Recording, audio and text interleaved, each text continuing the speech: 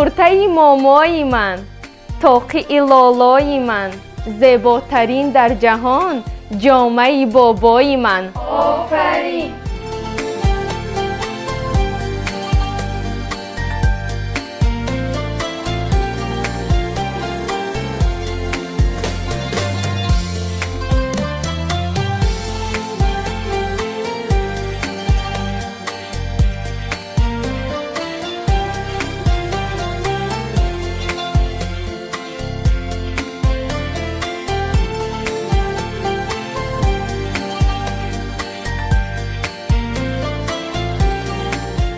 духтарои азизам, имрӯз ман хеле хурсандам ки шумо ба қалъаи Хуҷанд бо либосҳои анъанавии тоҷиконаи мо имрӯз омадитон.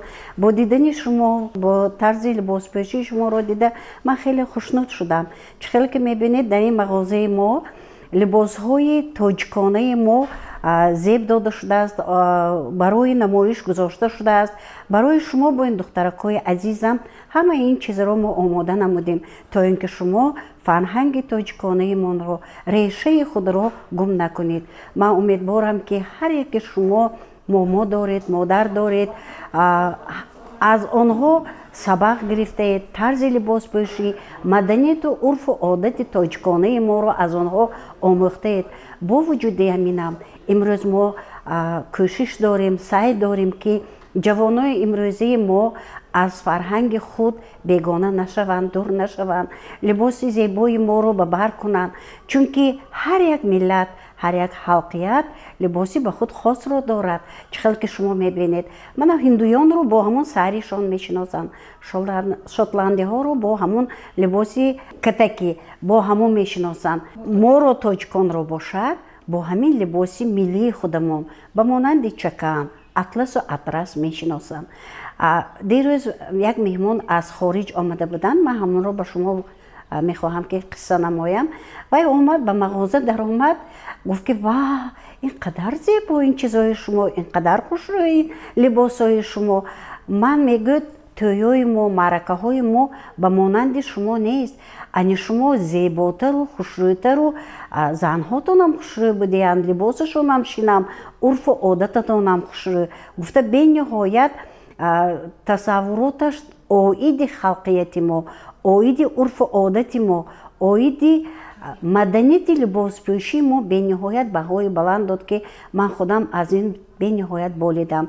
мана ду рӯз шуд духтарчаҳои азизи, духтаракҳои азизи ман ба як маърака рафта буданд, меҳмон аз олмон омада буданд, аз русия омада буданд ки онҳо низ ҳамин рақсҳои тоҷиконаи моро дида, сурудҳои тоҷиконаи моро дида ба ваҷд омаданд.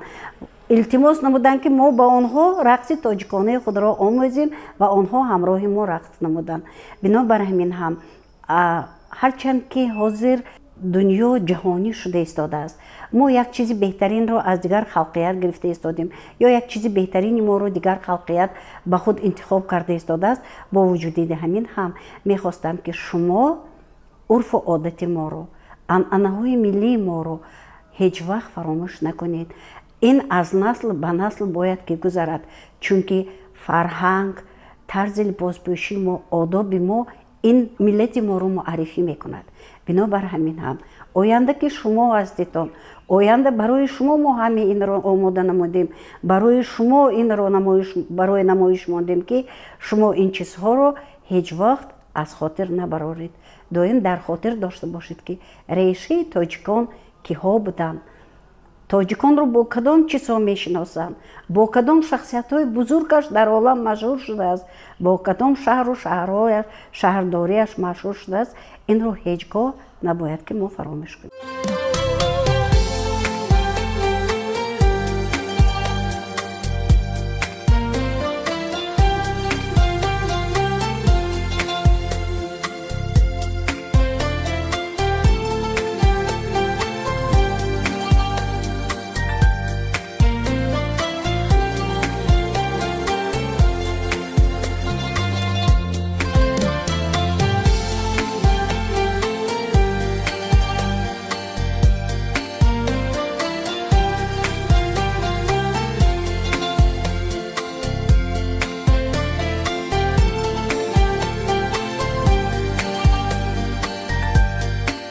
بیننده های ذکی و ذوقمند السلام علیکم.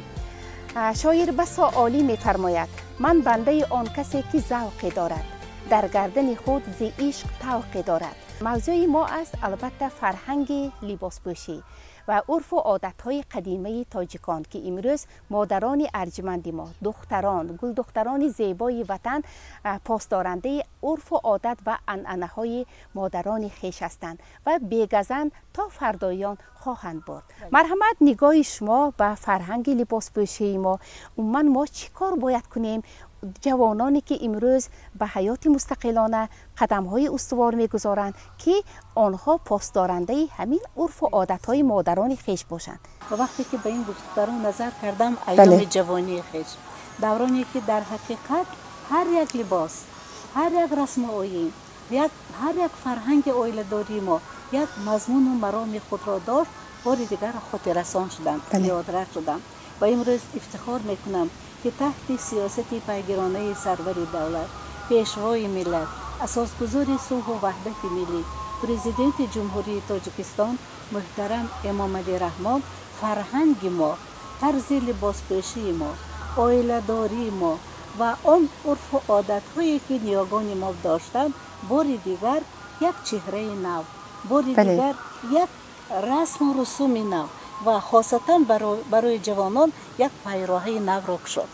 که امروز جوانان ما آنها وقتی که نظر میکنید میبینیم که انا همون اطلس و ادرس هایی که ما داشتیم آنها را ببر کردن و در کدام گوشه دنیا نباشیم.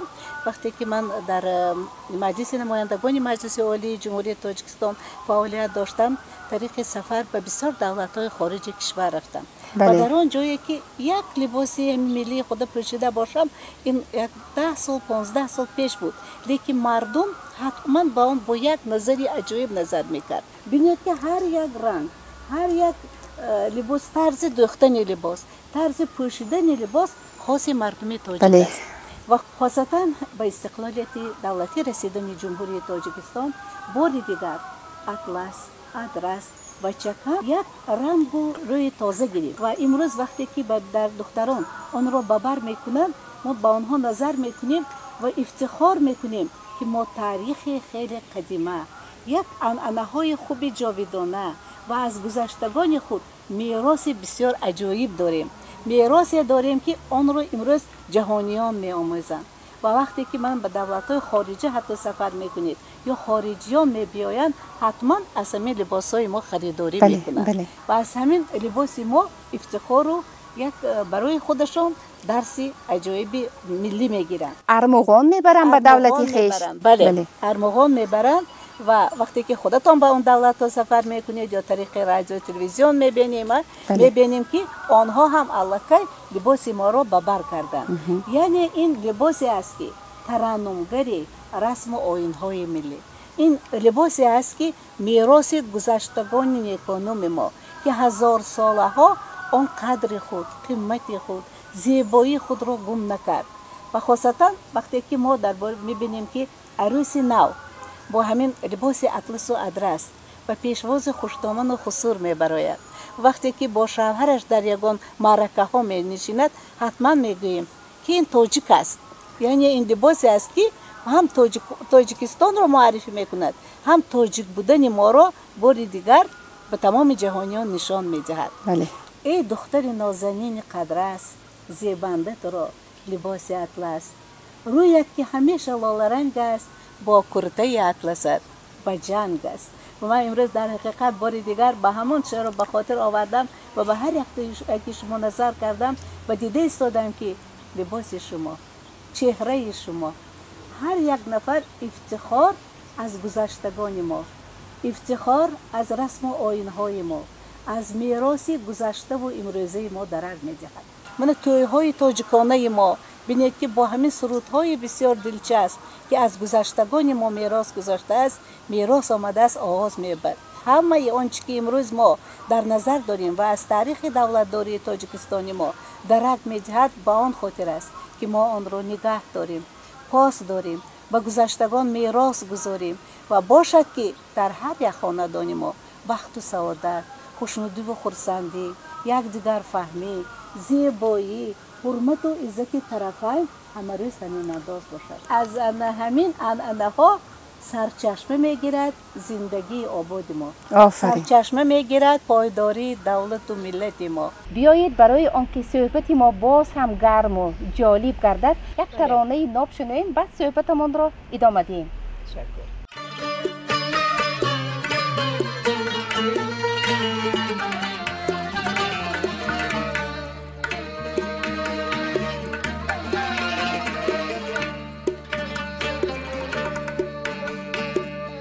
بی تو تنهایی کشیدم درد من بالا گرفت.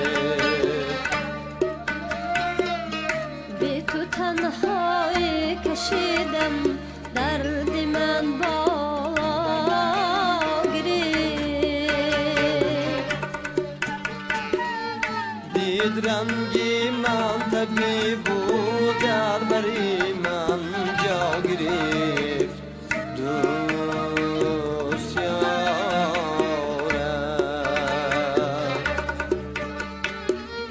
دید رنگی من طبیب بود در بری من جا گرفت. دوست یارم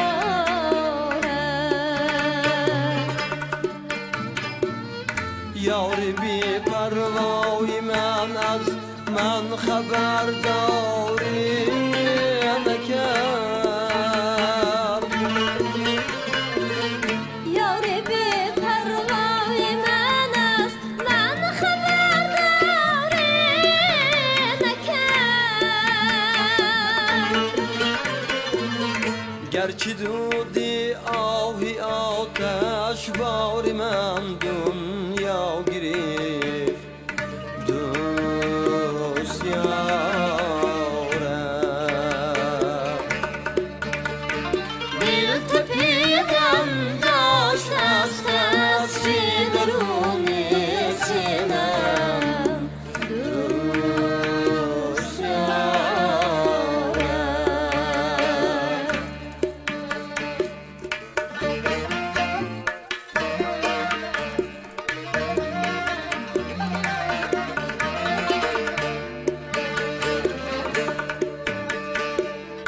عاشقی ای دردمندم درد بی درمان بوده است.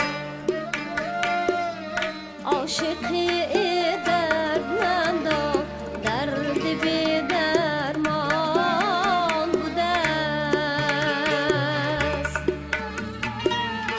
آتشی سوزان هجران در دلم هوا گرفت. دوست یارم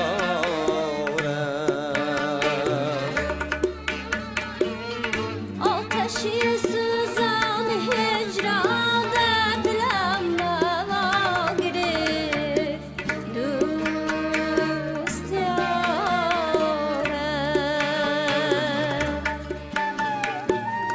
از یکی پرسان شدم که یاری من بی من چه کرد. از یکی پرسان شدم که یار من بی من چه کرد. گفت بی تو با دیگرها ساغر و مینا گرفت. دوست یارم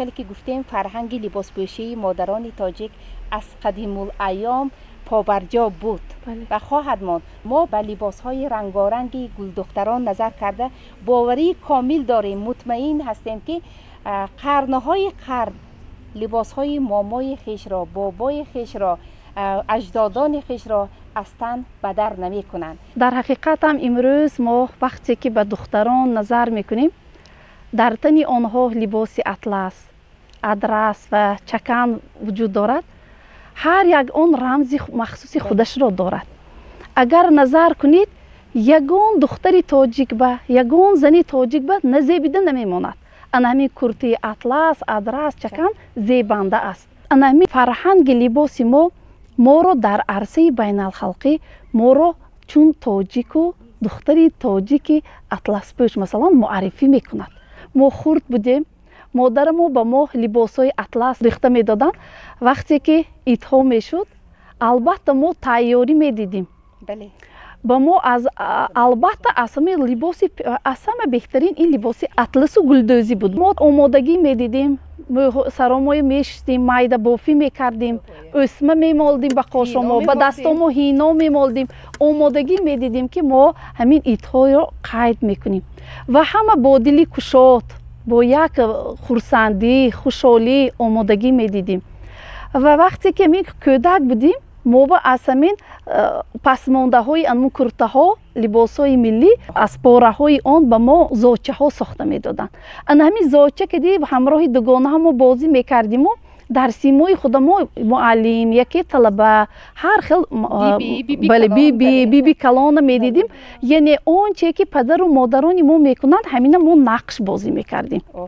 و همین لباسی که من اینجا در بر گرفتم هم فورم شینم و هم رنگ هایش به جهت پسیخولوژیش مو تاثیر مثبت میرساند. این رنگ و برنگ است، همین تابتون بولیده میشود. من این دختری که لباس اطلس تاج کردن وقتی که راه میگردن خودشون یک با حس میکنن که در حقیقت دختری تاجیک هستند. وقتی که این دختران به شوهر میدادن سالهای 90 البته سرکیت رو از همین اطلس میکردن. به غیر از این حتی کرپچه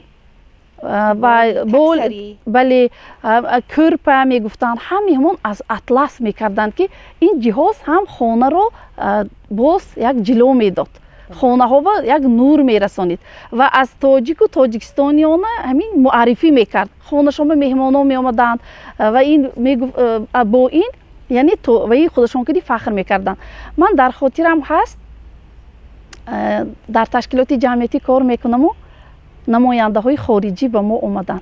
یک نفر وقتی که برآمد میکردن در تن لباس اطلس به سر توقی گرفته با زبانی تاجیکی اولا گفتند که السلام علیکم، بعد با زبانی خودشون گپ زدن. همه در حیرت شدند، لیکن بعد گفتند که من فرهنگ تاجیک و تاجیکستانیان را احترام کردم، بنابر همین نزد شما با لباس ملی شما اومدم. اینو ببینید که خارجی همین کارو کردن.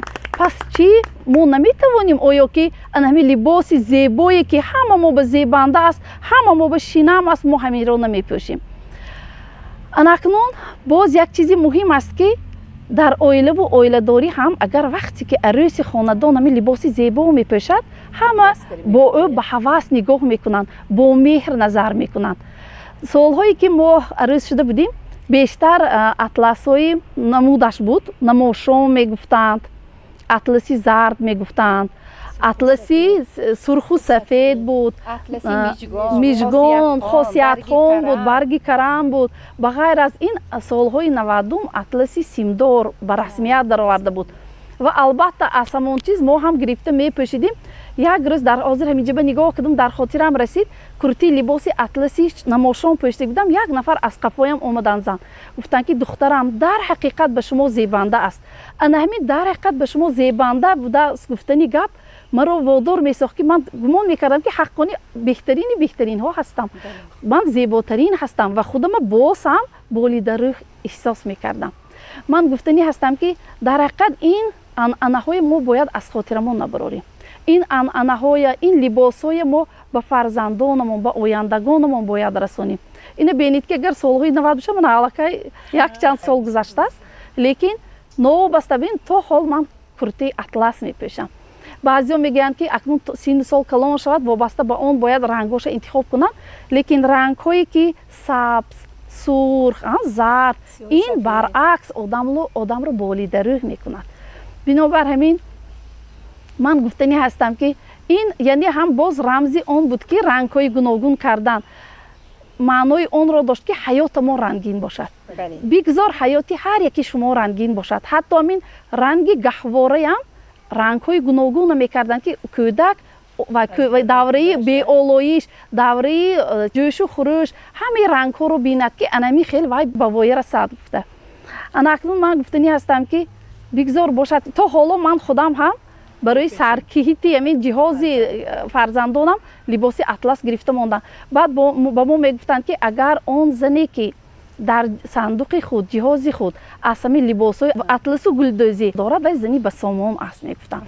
ва ҳатто мо либосҳое ки медӯхтанд декпӯшак, яъне сарпӯши дек, ҳамин чизе вай мекарданд. ба ғайр аз ин болиштои қуроқин, мана инҷа мебинтон болиштои қуроқин мекарданд аз порадӯзӣ. дастурхонҳои қуроқӣ буд ки ин рамзи он буд ки моро аз ҳамин тоҷикистон, мо тоҷикистонӣ будана мо ифтихор кунем. то ҳол ман аз тоҷик буданам, зани тоҷик буданам фахр мекунам. ва бошад ки ҳамаи мо ҳамеша ба бар либоси миллии худамои дошта бошем, либоси миллии худамои ба бар кунему ва байни дигар халқияту миллатҳо худамоя муаррифӣ карда бошем. бале, ҳар як захме ки модари тоҷик сари ҳамун дастгоҳи бофандагӣ ё дӯзандагӣ зада аст, ин пораи дили вай аст. хуни ҷигар кам кардааст, то ки як захмро омода кунад, дӯзад, барои ба тани фарзандаш вайро дида шодӣ кунад. ба сари дӯкони адрасбофию атласбофӣ модаркалонҳои мо, бобоҳои мо нишаста шабро саҳар мекарданд, ба хотири он ки ин анъанаҳоро побарҷо нигоҳ дорану гум накунанд фарзандонашон. хушбахтона то имрӯз омада расидааст ва қарзи ҳар яки мо он аст ки онро бегазан ба фардоиён барем. биёед як таронаи ноб ҳамроҳ шунавем. азизони арҷманд, боз суҳбатамонро дар ин мавзӯи зебо идома диҳем ва боварӣ ҳам дорам ки аз суҳбати шумо на танҳо инҷо нишастагон балки бинандаҳои азизи мо як ҷаҳон маънӣ мебардоранд.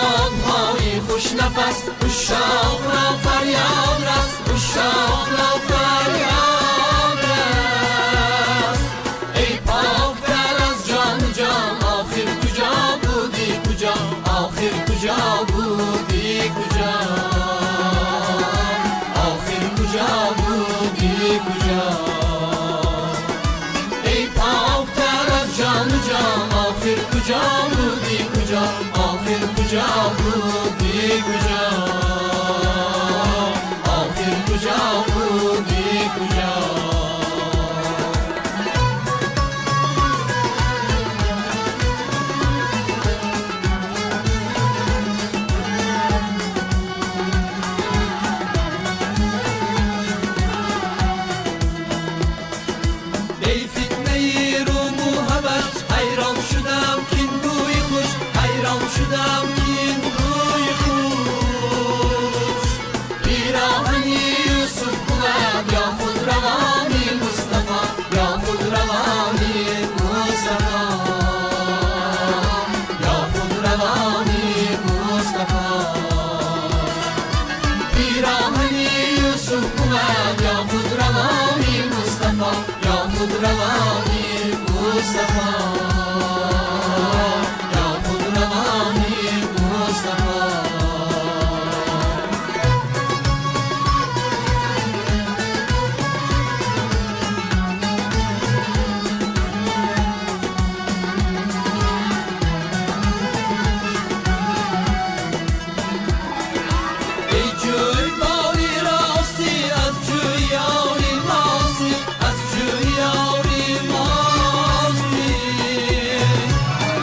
سینه ها سینه هستی بر جان های جان فیزا بر جان های جان فیزا ابتیلوی قالی تو خوش به جملش قالی تو خوش به جملش قالی تو خوش ماهی تو خوش سالی تو خوش ای سال اومد چاپ کرد تو را ای سال اومد چاپ کرد تو را ای سال اومد چاپ کرد تو را ماهی تو خوش سالی تو خوش ای سال اومد چاپ کرد تو را ای سال اومد چاپ کرد تو را ای سال اومد چاپ کرد تو را ای از تو بیستن چمن ای از تو خندان باخان ای از تو خندان باخان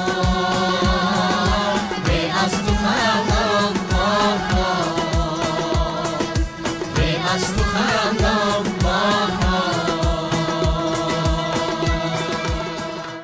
دختران عزیز، وقتی که امروز ما درباره میراث گذشتگان، درباره لباس‌های ملی خود سخن کردیم و درباره آن فرهنگی که امروز مردم تاجیک دارد و آن را جهانیان پذیرفتند. من هم وقتی که در سفرهای خارجه بودم و همون یک کم لباسی که داشتیم، هر یک نفر آمده یک بار دست کرده میدید که چی است؟